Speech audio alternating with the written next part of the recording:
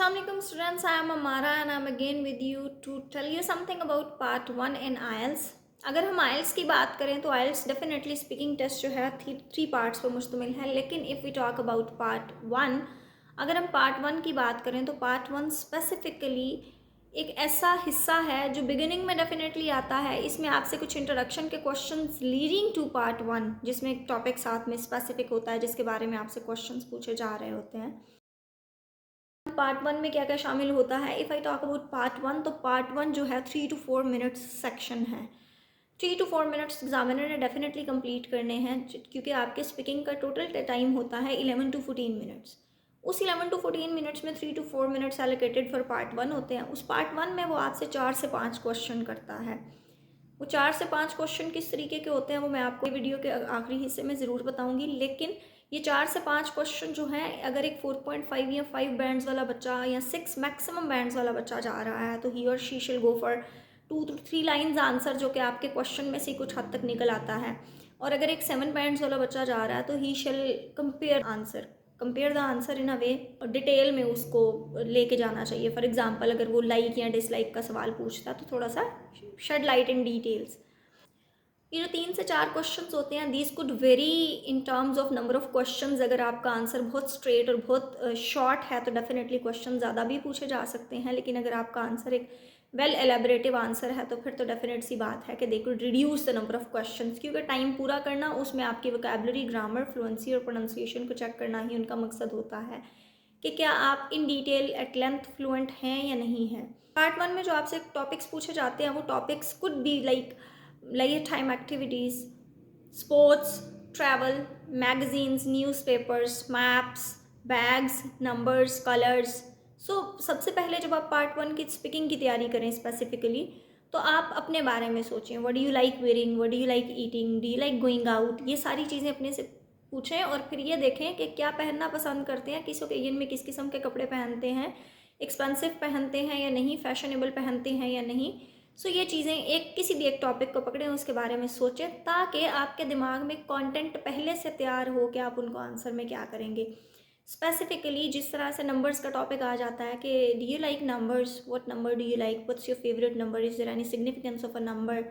तो ये सारी चीज़ें आपको देखनी पड़ती हैं कि आपने क्या उनको स्क्रूटनाइज़ किया हुआ है। मुझसे वो पूछता है कि व्हाट्स योर फेवरेट कलर, और मैंने भी यही नहीं सोचा कि मेरा फेवरेट कलर क्या है, तो definitely it's going to take a lot of time, काफ़ी टाइम लगेगा। मैं पहले सोचूंगी और मेरी फ्लुएंसी भी ब्रेक आ सकते हैं अगर मुझे मैनेजमेंट नहीं आती तो।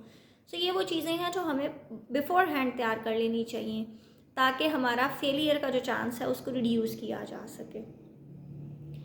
अदर दैन दिस, अगर हम क्वेश्चंस पे बात करें तो पार्ट 1 के क्वेश्चंस की एक लिस्ट है जो मैं आपको प्रोवाइड कर सकती हूँ, जिस पे आप टेम्पलेट्स बना के अगर आंसर्स तैयार कर ले तो डेफिनेटली कोई भी आपको मिनिमम 5.5 या 6 बैंड लेने से और मैक्सिमम 8-9 बैंड्स लेने से कोई भी नहीं रोक सकता। उसकी वजह ये है कि लैंग्वेज इज़ लर्नड।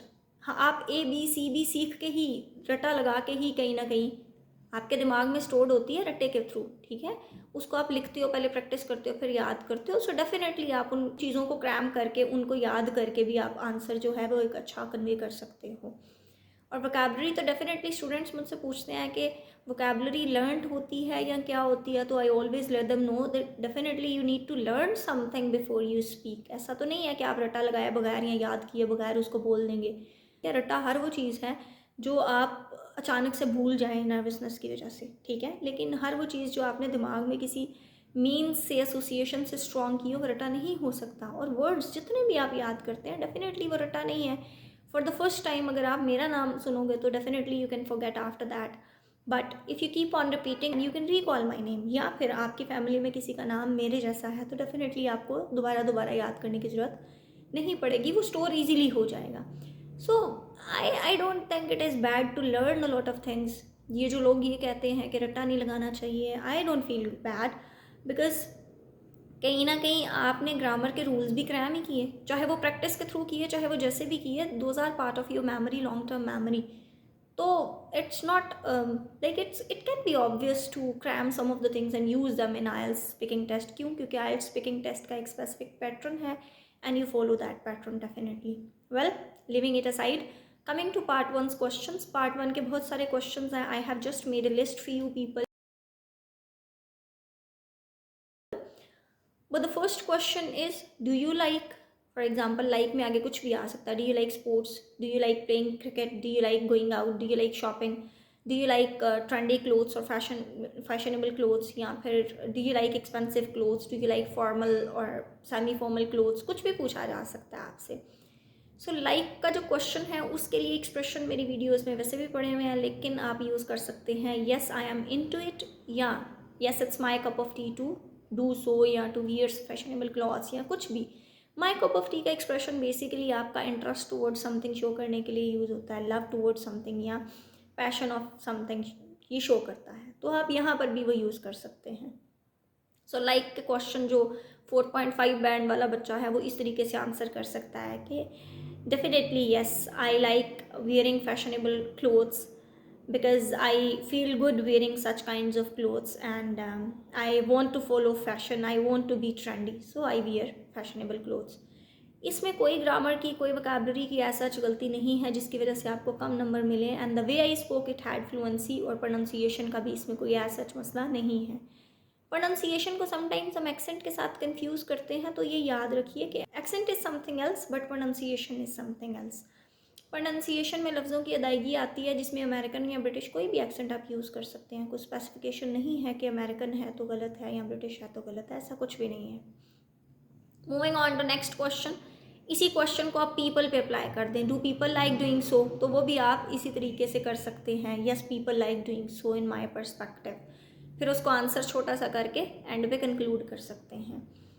उसके बाद अगर हम आते हैं नेक्स्ट क्वेश्चन पे, तो इसी तरीके से टाइप्स या पॉपुलर टाइप्स पे क्वेश्चन हो सकता है। For example what types of clothes do you like wearing, या what types of clothes are popular in your area, तो ये क्वेश्चन पूछा जा सकता है। अब जब टाइप्स की बात आती है and you are not ready to answer that question, आप अभी तैयार नहीं है मेंटली, तो आप एक पॉज लें क्वेश्चन के बाद and then start. In my perspective there are a lot of, yeah, as far as I think there are a lot of types of clothes, but the most important या popular वो आगे आप add on करके एक type of dress का बता सकते हैं कि भाई ये वाली जो है वो बहुत फेमस या बहुत अच्छी या पॉपुलर टाइप ऑफ ड्रेसेस या क्लोथ्स हैं। इसमें भी आप क्रैमिंग ये कर सकते हैं, there are a lot of types of but the most important is, of के बाद आप वो नाउन लगाएंगे जिसका सवाल पूछा जा रहा है। फॉर एग्जाम्पल वेजिटेबल्स है, क्लोथ्स है, कुछ भी चीज़ है। उसके बाद आप क्या करेंगे कि वो एक स्पेसिफिक बताएंगे जिसका नाम आपके माइंड में उस टाइम तक आ गया, and then you would go for reason. ये टाइप्स या पॉपुलर टाइप्स किसी पे भी अप्लाई हो सकता है। इसी तरीके से एक कैटेगरी है एडवांटेजेस डिसएडवांटेजेस के क्वेश्चन की, same coming to that. For example what are the advantages of internet या मोबाइल फ़ोन या लैपटॉप या कंप्यूटर, तो आप कह सकते हैं कि there are various advantages of using internet. For example first and foremost advantage is that you can stay connected and get information from the world. नहीं तो इसको और सादा करना चाह रहे हैं तो कह सकते हैं कि there are various types of advantages of using internet but the most important is, और उसमें आगे फ़ायदा लगा दें कम्युनिकेशन, ठीक है, या मोबाइल फ़ोन या लैपटॉप, जो भी क्वेश्चन हो उसके बारे में आप ये कह सकते हैं। उसके बाद अगर हम बात करें पास्ट प्रेजेंट फ्यूचर की, तो डेफिनेटली वो आपसे पूछ सकते हैं कि did you like playing sports when you were a child, या do you like playing sports, या will you continue playing sports, तीनों तरीक़ों से पूछ सकते हैं।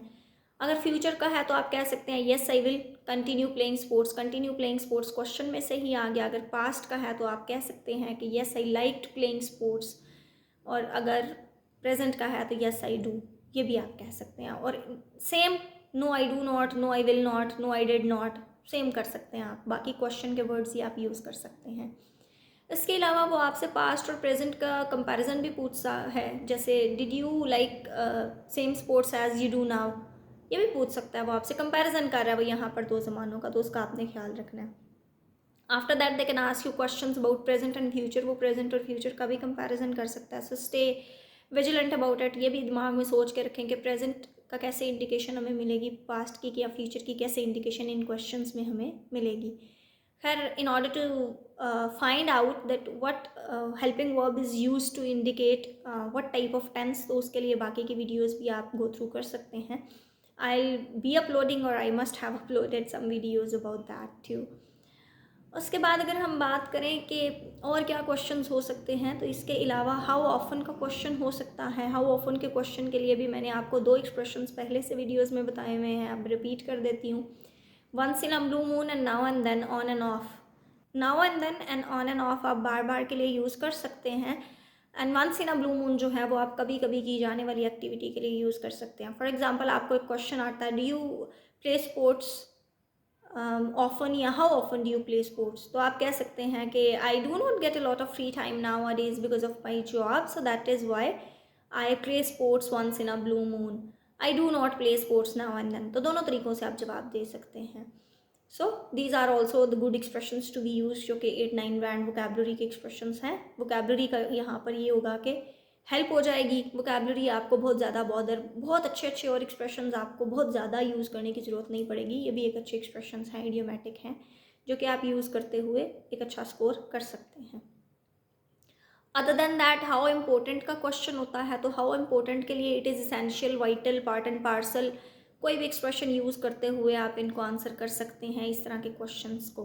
For example, how important are sports for you, तो आप कह सकते हैं कि well it is part and parcel of my healthy routine. ठीक है, तो पार्ट एंड पार्सल का एक्सप्रेशन एक अच्छा एक्सप्रेशन हो गया। So these are a few expressions and types of questions they could ask you. इसके अलावा हर क्वेश्चन के एंड पे वाई ज़रूर आता है, तो वाई के लिए भी आप एक टेम्पलेट याद करना चाहें तो कर सकते हैं। There are a lot of reasons behind it, या there are many reasons behind it, but the most important is, तो फिर आगे आप एक रीज़न बता सकते हैं। सो इस तरीके से आप अपने वाई को भी क्लेम कर सकते हैं। So when do you play sports, अगर वो आपसे पूछता है तो you can definitely go for that I play sports in the evening when, जो कि टाइम को टारगेट करता है, तो आपको पता होना चाहिए। So these are some of the like questions of part 1 जो आपसे पूछे जा सकते हैं, और इन सब के लिए आप एक टेम्पलेट बना के याद कर सकते हैं, जो आपको डेफिनेटली हेल्प करेगा।